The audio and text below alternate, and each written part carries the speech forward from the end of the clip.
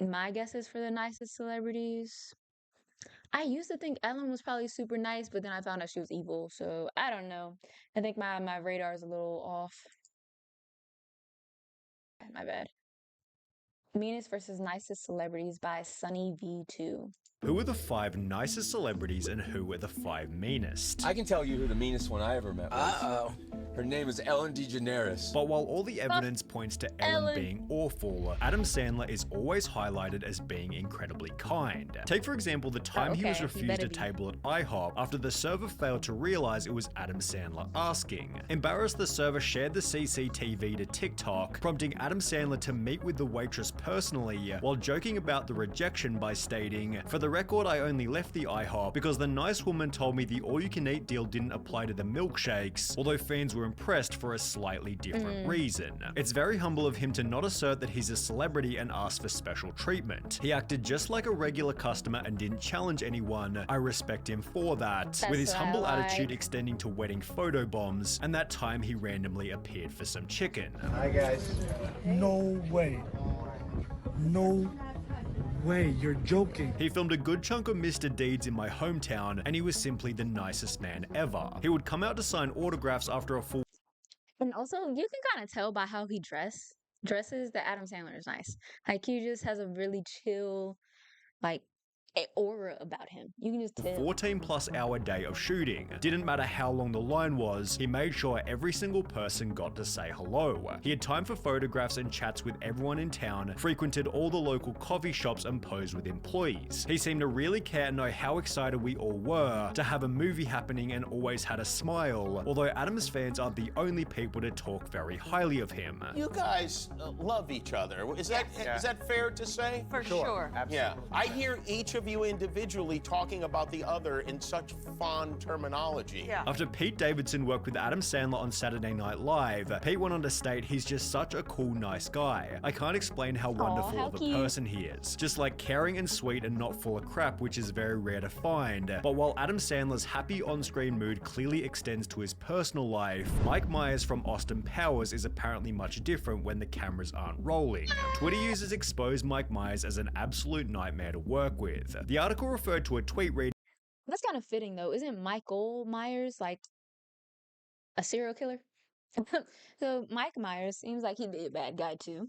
"Mike Myers had me fired off the set of The Love Guru because I made eye contact with him and I was there as his bodyguard." The tweet had been posted by a person named Jay Brody, who then expanded on the incident in a podcast. You'll be basically guarding Mike Myers' trailer. They're like, here's the catch. Can't look at him. But I realized, like, I can't let just anyone into the trailer. So I look up, I catch his eye for a second. I give him a nod to let him know I'm cool. And then I look away, and within an hour, I get a phone call letting me know that I'm fired and I have to get off set. Prompting others to give their own anecdotes about Mike Myers' terrible The people that fire you just because you're looking at them. That is crazy though. Like, what's wrong with eye contact? Why are you so angry? attitude. I was an extra in Love Guru and remember being told we can't make eye contact with Mike. When I tell people this, they don't believe me. Thanks for confirming. People always wonder why there weren't more Austin Powers movies, but never realize how many stories there are like this about him. Basically, no one wants to work with the guy, with one of these other stories coming from the set of The Cat in the Hat, where Mike's co-star Amy Hill stated his area was all covered with tenting because he didn't want anybody seeing him. It was so weird, it was just the worst, I was miserable. Hill also revealed how Diva Myers selfishly kept everyone waiting for hours, overruled the director, and even had someone standing by, just holding his personal chocolates in a dish. It was just a horrible, nightmarish experience, although people have only ever said the opposite about Steve Buscemi. Buscemi worked as a New York firefighter before quitting to pursue acting, although when the Twin Towers were destroyed on September 11, Buscemi walked into his old fire department to volunteer, working 12 hours a day for a week straight in the hopes of finding survivors. He called his old firehouse, then receiving no reply, headed to the site, where he found his former engine company. I asked if I could join them, he said, adding I could tell they were a little suspicious at first, but I worked with them that day. It was a privilege to be able to do it. It was great to connect with the firehouse I used to work with, and with some of the guys I worked alongside. Note, this was in 2000. That's admirable, because that's dangerous. Like, not like helping in general, but helping during that time when people thought the world was basically ending and like you're moving through rubble Oh, that's dangerous. Good for him. 2001 after he was already extremely famous from movies such as Fargo, yet according to an independent article on his volunteering, very few photographs and no interviews exist because he declined them. He wasn't there for publicity. Wouldn't you think you were hallucinating if that's Steve cool. Buscemi helped you out of the rubble? What a great humble guy, with a Reddit comment then offering a slightly more personal story. I used to serve him all the time and he never once was a diva. Always had a smile on his face, and I mean I don't even think he once had a complicated order. He always ordered the most simple thing on the menu and always tipped 20+%, not to mention Buscemi gets extra credit for being close friends with Adam Sandler. However, it seems Jerry Seinfeld was left out of the party, given every clip of him I've seen outside of his shows. Yeah, I heard Jerry was kind of mean too. There's a clip of I think it's Kesha going up to him like asking for a handshake or a hug or something, and he's like, no, like he like looks at her in disgust. And then it was like a couple weeks later, he went to hug Cardi B, and she was like, no. And she did it because she was getting back for Kesha. It's just him being an unlikable douche with an ego the size of a small country. This sentiment began with a Larry King interview from 2007. I went off the air. I was the #1 show on television, Larry. You were Do you know who I am? 75 million viewers. Last Okay. episode. What, you don't Was take I it so can't. bad. Oh, Well, that's the arrogant. big difference between being canceled and being #1. Okay, I'm sorry. B Can movie we get a opens. resume in here for me? B-movie that opens Larry can go tomorrow. over? Although this attitude extends into other moments like the time he rejected Kesha. I love you so much. Oh, thanks. Can I give you a hug? No, thanks. Please? No, thanks. A little one. Yeah, no, thanks. Oh. That was a nice moment. I don't know who that was. Yeah, it was Kesha. Okay. Jerry then offered no apology for rejecting He her. could have gave her hug a a side total hug or stranger. something. I have to meet someone, say hello. I need to know, who are you? And she was very If she got that close to him, she had to be a celebrity. Like she had to be someone of stature, and he knew that. Cause why else would she be that on that side of the carpet? Like he knew. nice about it. We laughed about it. Did you? Yeah. Did you hug her afterwards? No.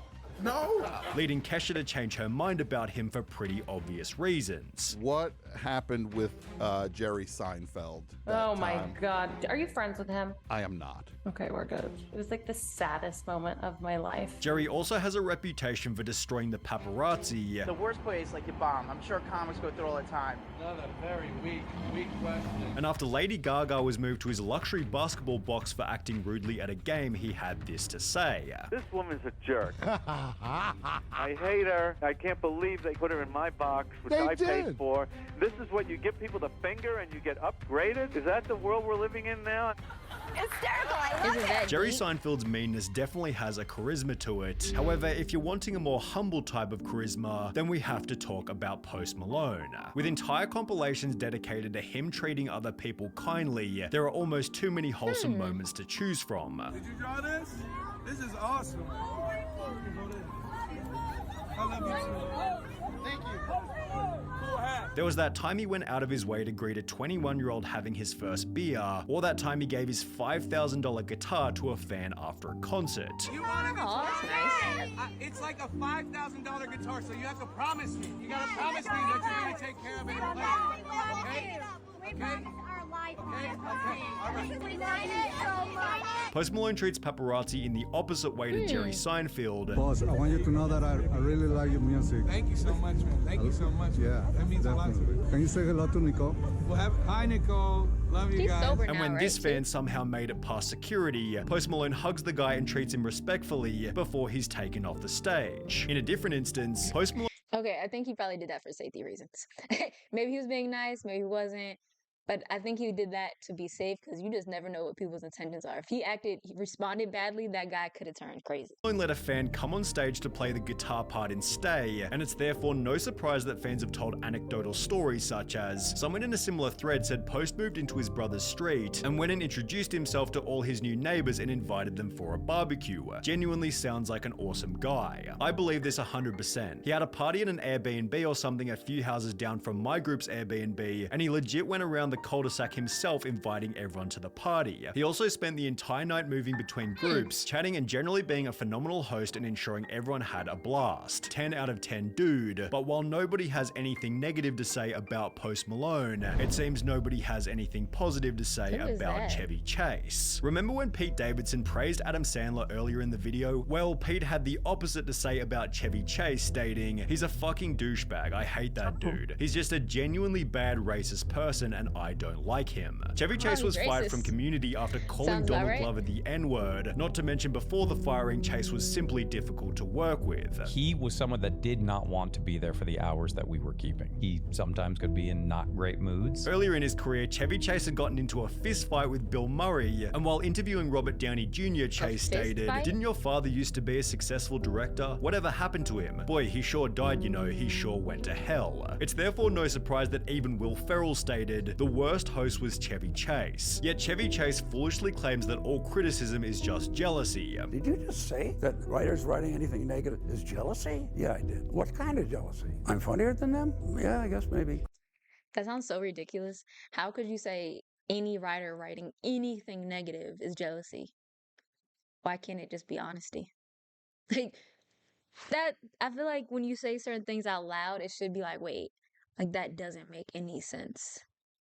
But I guess logic just doesn't resonate with some I'm people. considered good looking? Yeah, there you have it. It seems Chevy Chase needs a lesson on humility, and who better to teach it than Shaquille O'Neal? You gotta humble yourself. It's all about humility. And that's why I am where I am now. I humbled myself. I don't look down on people because they're lesser. Back in 2011, Shaq had hit rock bottom.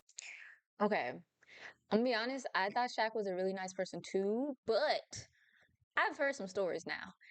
Apparently, when he was on the team, he used to like, dang, what was it? It was some weird shit he was doing with pee. Like he would either like trick his teammates into drinking it or he poured his pee on somebody. It was something sick. Like I can't remember, but it was nasty. And I was like, Shaq, what you got going on, bro? Like, why are you doing this? And I guess it was like hazing like the rookies, but like that's just nasty.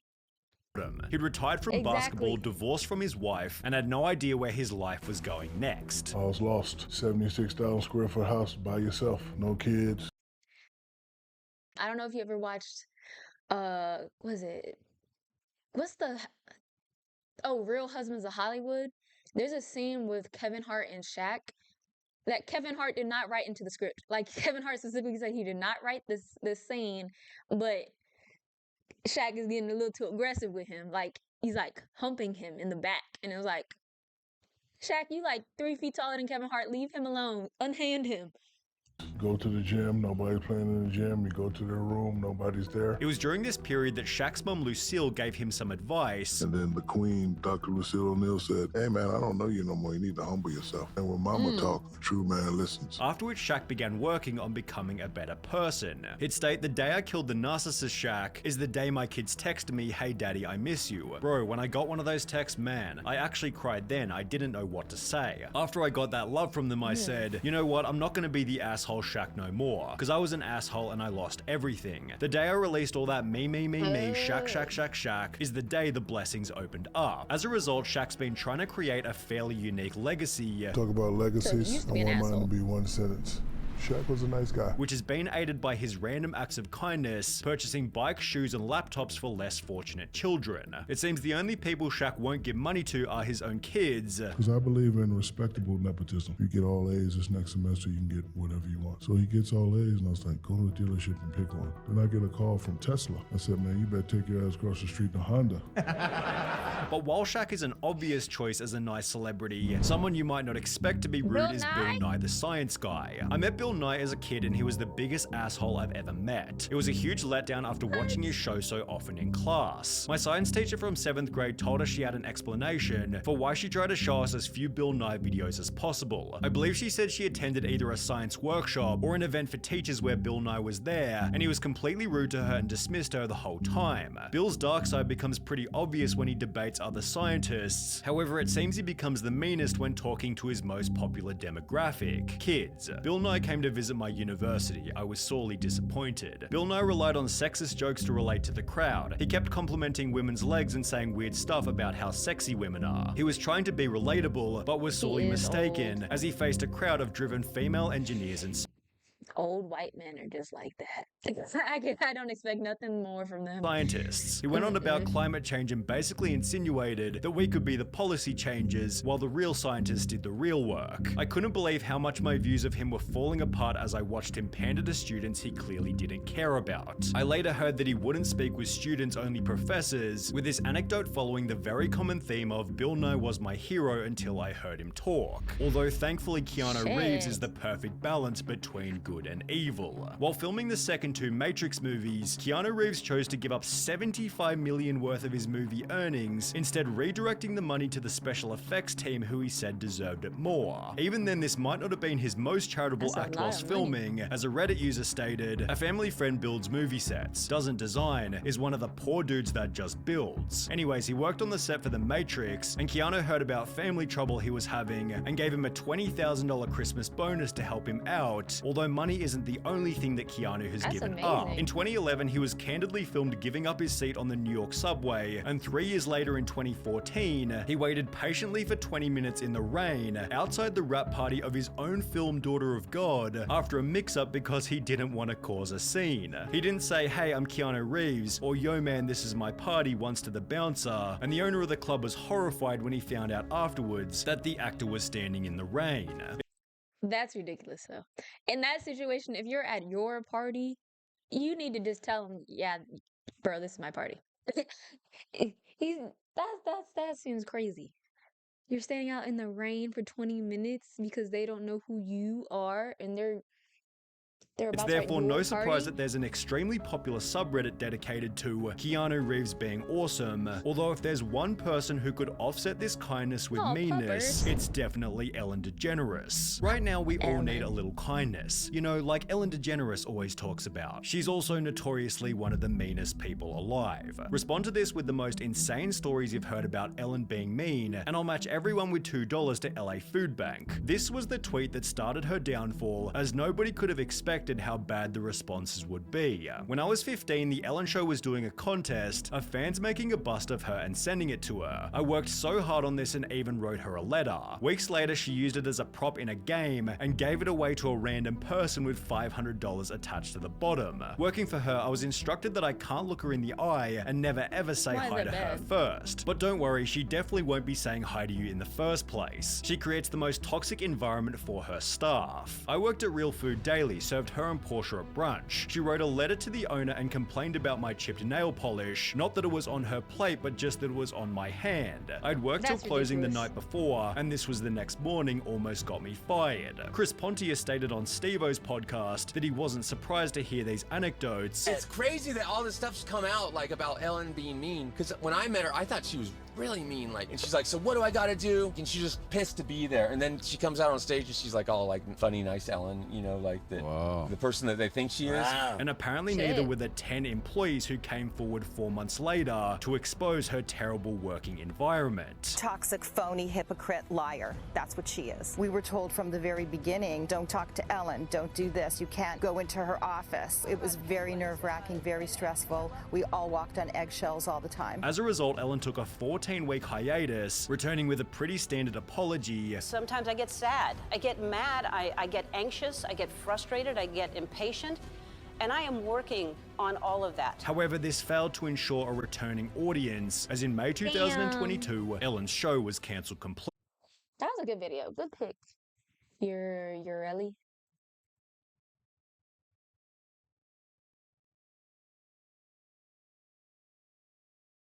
Jared not wanting to hug a person he doesn't know is completely understandable, and being upset with people shoving a camera in your face is also understandable.